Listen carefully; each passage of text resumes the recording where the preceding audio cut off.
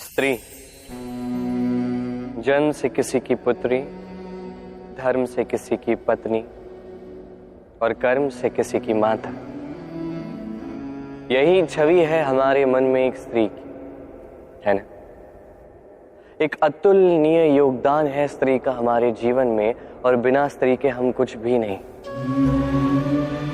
पर अधिकार, यहां हम भूल कर जाते हैं। जब स्त्री एक पुत्री होती है, जब जन्म लेती है, उसके अस्तित्व पर अधिकार होता है उसके पिता का। तत्पश्चात जब विवाह हो जाता है तो उसके अस्तित्व पर अधिकार होता है उसके पति का। और जब वो माता बनती है तो स्वयं ही अपने समस्त जीवन का अधिकार अपने संतान को सौंप देती है। परंतु कभी क्या हमने ये सोचा है, ये जीवन स्त्री का है, ये स्त्री सबका उद्धार कर रही है, उसके जीवन का अधिकार भी तो उसके पास ही होना चाहिए ना। वो स्वयं के जीवन के निर्णय स्वयं ले सकती है, स्वयं अपना भाग्य रच सकती है। और ये करने के लिए हमें स्वयं को बदलना होगा, सोच को बदलना होगा। क्योंकि ये सोच ये आज या कल की नहीं है, ये वर्षों से चलती आ रही है और वर्षों तक चलेगी यदि हमने इसे नहीं बदला। और हम तभी बदल सकते हैं जब हम स्वयं में आज परिवर्तन लाएं। आज के पश्चात, इस क्षण के पश्चात किसी भी स्त्री पर अकारण अधिकार स्थापित करने से पूर्व सहस्त्र बार सोचना, क्योंकि जब स्त्री अपना अधिकार छीनने पर विवश हो जाएगी तब केवल और केवल महाविनाश ही होगा।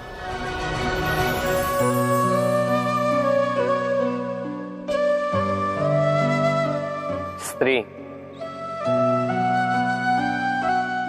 पुरुषों ने जिसे नाम दिया त्रिया, क्यों दिया, किसने दिया, किसी को ज्ञात नहीं। मानना यह है कि पुरुष सोचते हैं कि त्रिया सोचती कुछ है, कहती कुछ और है और करती कुछ और ही है। परंतु क्या यही सत्य है? वास्तविकता ये है कि त्रिया वो चरित्रहीन पुरुष है और कोई नहीं। वो पुरुष जो स्त्रियों से कहते हैं कि आप माता हो, आप देवी, आप बहन हो, और सोचते क्या है? सोचते हैं कि ये स्त्री हमारे पांव की धूल है और कुछ नहीं। और करते क्या है?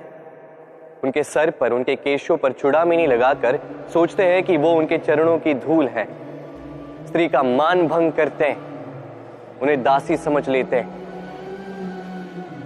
मत भूलिएगा, यत्र नार्यास्तु पूज्यन्ते रमन्ते तत्र देवता।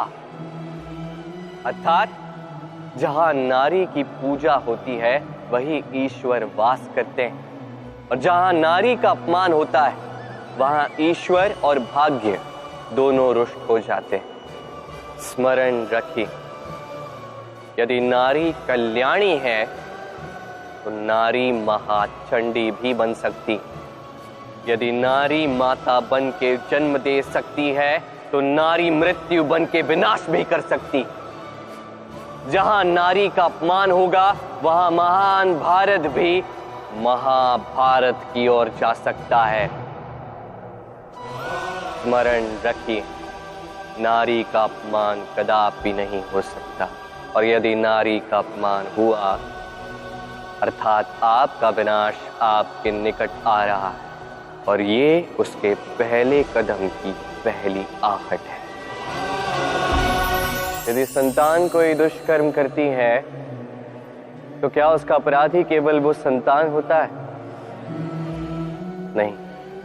यदि संतान दुष्कर्म करती है तो उसके अपराधी उसके माता पिता भी, जो पुत्र मोह के कारण उसे अनुचित करने से रोक नहीं पाए।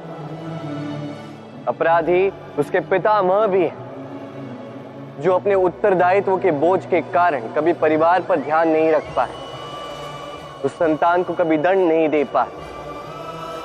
अपराधी उसके गुरु भी हैं, जो अपने शिष्य के ये कुकृत्य देखकर भी उसे प्रताड़ित नहीं कर पाए। एक भावी राजा का कर्तव्य है कि प्रजा के समक्ष वो एक उत्तम उदाहरण प्रस्तुत करे, परंतु यदि इतना अनुचित उदाहरण प्रस्तुत हो रहा है तो माता पिता का, घर के बड़ों का यह कर्तव्य है कि वो उसे वहीं पे रोक दें, या तो प्रेम से या तो दंड देके। यदि नहीं रोका गया तो महाभारत अवश्यंभावी है।